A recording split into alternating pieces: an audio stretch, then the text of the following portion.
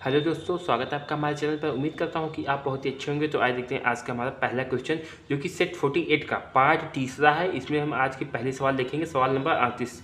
इस सवाल में क्या कह रहा है, यदि एक निश्चित कूट भाषा में एश्योर्ड को TTBUEFS और बेनिफिट को ऐसे में लिखा जाता है, उसी कूट भाषा में कैबिनेट को किस प्रकार लिखा जाएगा। तो जब हमें कूट भाषा का शब्द दिया हो तो हमें क्या करना होता है, सबसे पहले सभी कूटों का क्या निकालना होता है हमें कि अंक निकाल लेते हैं, मतलब कि उसका जो सभी अक्षर है इसके अंक को लिखे लिखे जाते हैं। जैसे कि पहले का एक होता है, यस का 19 होता है, ठीक है, यस का 19 हो गया। उसके बाद यू का 21, आर 18 हो गया, आर का, और ई का 5, डी का 4 हो गया। T20 हो जाता है, यहाँ पर भी T20 हो जाएगा। उसका बाद B2 हो जाएगा, और U का 21 ही रहेगा। यहाँ पे E का 5 और F का 6 और S का 19, ये हो गया। तो सबसे पहले हमें इसके बीच में क्या समझना होगा कि इसके बीच में संबंध क्या है। तो संबंध देखिए, अगर सीधा सीधा मिलाए तो 1 और 20, सीधे 19 का अंतर है। क्या सब में 19 का अंतर है? तो 19 एक 20, तो इसमें 1 का अंतर है। 19 का अंतर, फिर 1 का अंतर, 19 और 2, इसमें 17 का अंतर है। तो यहाँ पे देखिए बन नहीं रहा है। और यहाँ 21 और 21 जीरो का अंतर है, तो यहाँ पे भी नहीं बन रहा है। अगर हम ऐसे क्रॉस करें तो 1 और 19, यहाँ पे 18 का फ़र्क है इसके बीच में। इसके बीच में कितने का फ़र्क है? 18 और 6।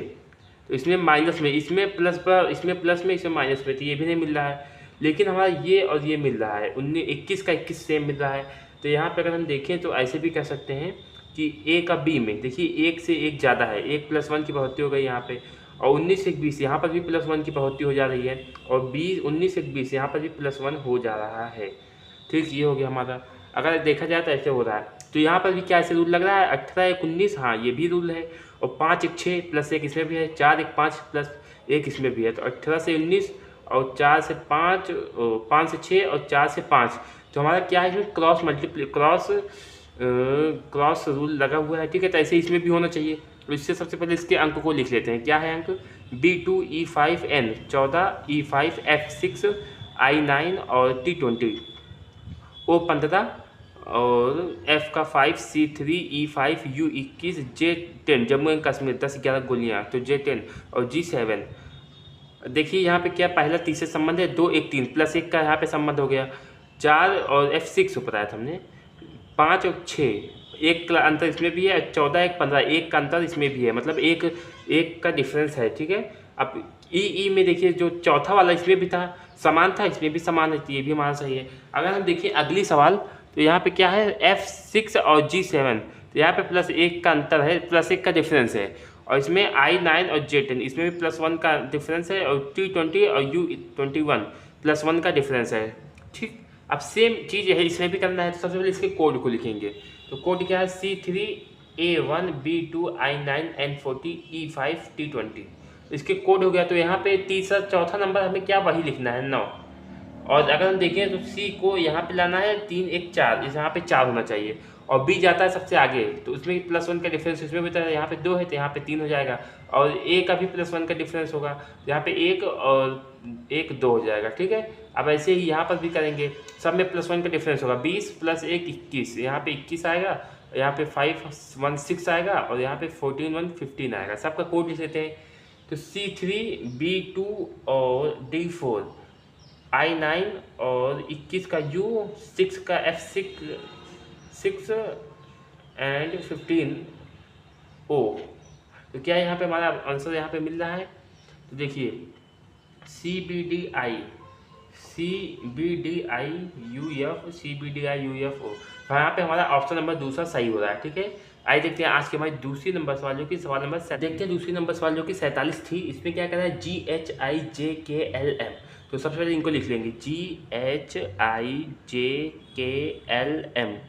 3 3 6 7 लोग हैं। तो युक्त अध्याक्षर युक्त वाले 7 व्यक्ति एक वृत्ताकार मेज की के परिता केंद्र के मुख करके बैठे चाय की चुस्की ले रहे थे। तो 7 लोग हैं, क्या है, एक मेज में, वृत्ताकार मेज में बैठे हुए हैं 7 लोग, और केंद्र की ओर मुख किए, मतलब मुख यहाँ पे इस साइड है। तो यहाँ पे बनाएंगे 1, यहाँ पे 2,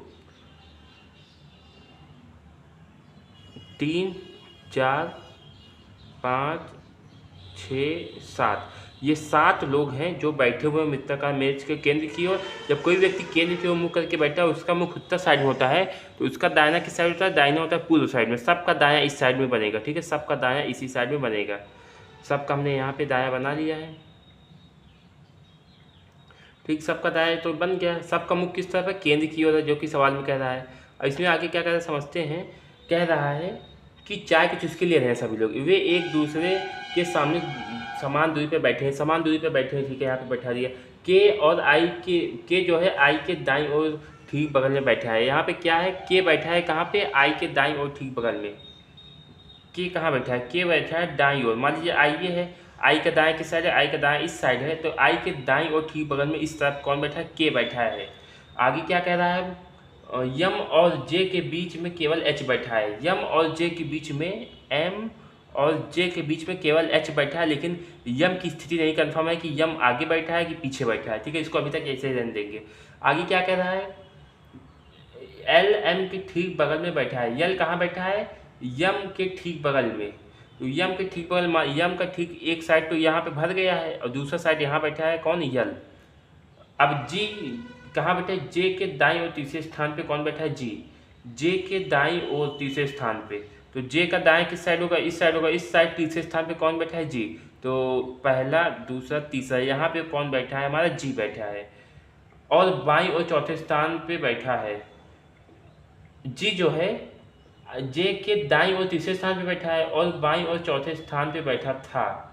अगर हम देखें तो जी जो है वो जे के तीसरे स्थान पे बैठा है अगर दाईं ओर से, और बाईं ओर से चौथे स्थान पे घूम करके आएगा, मतलब पहला, दूसरा, तीसरा, चौथा अगर आएगा बाईं ओर से चौथे स्थान पे कौन है? ये है जी, चौथे स्थान पे बाईं ओर से, क्योंकि वृत्ताकार केंद्र के मेज को बैठा हुआ है। तो जी के ठीक बगल में कौन बैठा है? अब इसका डायग्राम को हमें बनाना होगा। सबसे पहले हम यहाँ पे किसको बैठा देते हैं? जे को बिठा देते हैं। मान लीजिए जे को हमने यहाँ बिठा दिया क्योंकि जे ज़्यादा समझ में आ रहा है। अब जे को बिठा दिया, उसके बाद क्या? जे दाईं ओर से तीसरे स्थान पे जी बैठा हुआ है। 1 2 तीसरे स्थान पे यहाँ पे कौन बैठा है? जी बैठा हुआ है।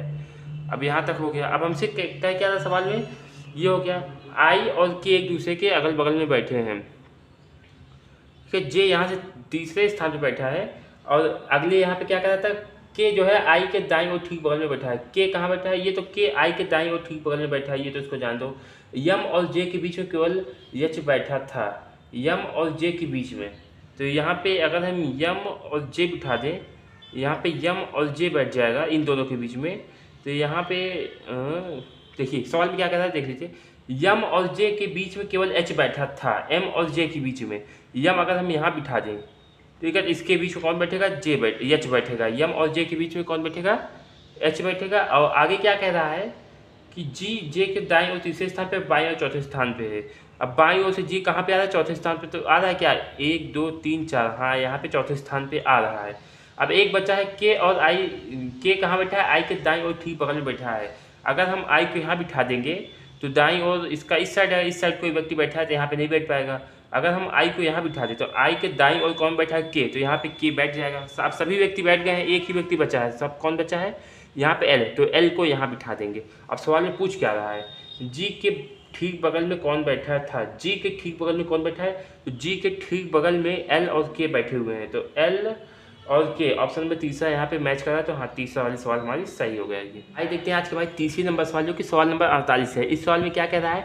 निम्नलिखित समीकरण में प्रश्न चिन्ह के स्थान पे लगभग कितना मान आना चाहिए, हमसे पूछा है सवाल में। तो सवाल यहाँ पे ये हमारा ये सवाल क्या है, यहाँ पे प्रश्न चिन्ह के स्थान पे कौन सा मान आएगा ये पूछ रहा है। तो सबसे पहले लगभग मान को, लगभग कितना मान आएगा, लगभग के लिए क्या करना होता है? हमें यहाँ पे दशमलव को हटाना होता है ताकि लगभग आ जाए मान। तो यहाँ पे देखिए 444 है, दशमलव के बाद जीरो है, मतलब 5 से छोटी संख्या है तो 444 ही लिखेंगे। अगर 5 से बड़ी संख्या हो तो वहाँ पे क्या करते हैं? 1 को बढ़ा देते हैं। अब यहाँ पे भाग लगाएंगे। अब 15 है, उसके दशमलव के बाद 9 है। क्या है ये? 5 से दशमलव के बाद पहली संख्या 5 से ज़्यादा है ना, तो पहली संख्या अगर 5 से ज़्यादा है तो उसको 1 बढ़ा करके लिखते हैं। तो 15 को क्या करेंगे? 1 16 कर देंगे, भागे फिर 37.02 है। अब यहाँ पे क्या करेंगे? 37 के बाद दशमलव के बाद जीरो क्या है? छोटा है ना, जीरो 5 से छोटा है, तो यहाँ पे 37 को 37 ही लिखे रहने देंगे। उसके बाद 11.9, दशमलव के बाद 9, 5 से बड़ी संख्या है तो उसको क्या करेंगे? 1 बढ़ा करके लिखेंगे। तो 11 1 क्या हो जाएगा? 12 हो जाएगा। यहाँ पे बराबर क्वेश्चन मार्क हो जाएगा। अब हमें सवाल को हल करना है। तो यहाँ पे देखिए बॉडमास का नियम लगता है BODMOS। बॉडमास के नियम में क्या कहता है, पहले आप किसी चीज़ को अगर ब्रैकेट दिया है तो ब्रैकेट का करिए डिवाइड, फिर मल्टीप्लाई, फिर ऑड, फिर सब्ट्रैक्शन, भाग गुना प्लस माइनस करिए। अगर ब्रैकेट दिया, ब्रैकेट नहीं दिया तो सीधे भाग करिए, फिर गुना करिए, फिर प्लस करिए, फिर माइनस करिए। तो यहाँ पे क्या भाग तो दो दिया है, आप कैसे करें दोस्तों। तो यहाँ पे क्या होता है, सबसे पहले एक भाग को रहने देते हैं, उसके बाद दूसरे भाग को कर लेते हैं। यहाँ भागे 16 है इंटू, देखो अब यहाँ पे भाग इसको गुना बना दो। भाग को गुना बनाने के क्या करते हैं, इसको पलटी करते हैं। तो जो 37 है उसको 1/37 लिख देते हैं, इंटू यहाँ पे 12 लिखते हैं, बराबर क्वेश्चन मार्क। ठीक, अब हमें ऐसा किया जाए, इसको भी बदल दिया जाए। क्या करेंगे इसे भाग करके, तो 444 इंटू 1/16 इंटू 1/37 इंटू 12 बराबर क्वेश्चन मार्क यहाँ पे आ गया। तो अब यहाँ पे क्या करेंगे, 4 चौका 16 और 4 एकम 4, 4 एकम 4, 4 एकम 4, 4 से कट गया। अब ये बचा 4 एकम 4, 4 तियाँ 12। ठीक है, अब यहाँ पे क्या हुआ, 333/37, 333/37। अब 37 का इसमें भाग दीजिए आप। तो अगर हम 37 का भाग दें तो ये 9 बार में जाएगा।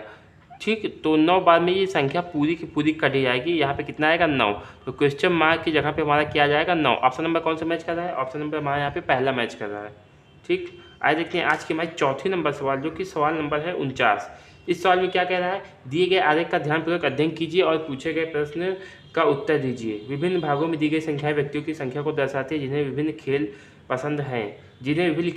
सबसे पहले हमें डायग्राम को बनाना होगा। हमने यहाँ पे सवाल को बना लिया डायग्राम को। अब पूछ क्या रहा है इस सवाल में, कितने व्यक्तियों को क्रिकेट और बेसबॉल दोनों पसंद है। ऐसे कितने व्यक्ति हैं जिन्हें क्रिकेट पसंद है और क्रिकेट के साथ साथ बेसबॉल भी पसंद होना चाहिए उन्हें। तो ये 400 कौन है, ये 400 वो लोग हैं, देखेंगे अब डायग्राम में। तो ये 400 वो लोग हैं जिन्हें सिर्फ और सिर्फ क्रिकेट पसंद है। हमें ये नहीं चाहिए, हमें चाहिए क्रिकेट और बेसबॉल दोनों पसंद हो। अब ये 170 कौन है, इस क्रिकेट के गोले में आ रहे हैं ना, तो ये 170 क्रिकेट पसंद करते हैं। और क्या पसंद करते हैं, टेनिस। तो टेनिस पसंद कर रहे हैं, तो हमें ये भी नहीं चाहिए, क्योंकि हमें जो है क्रिकेट और बेसबॉल पसंद होना चाहिए, चाहे टेनिस से चाहे मतलब हो ना हो। तो ये भी नहीं चाहिए।